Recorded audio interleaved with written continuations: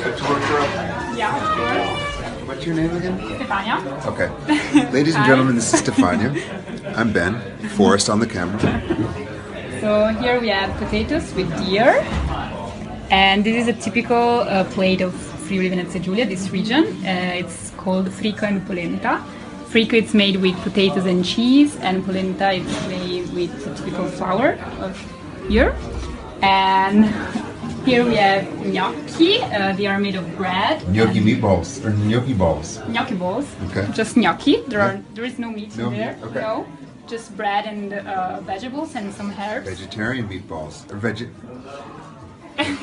Meatballs with vegetables. Exactly, and there are vegetables.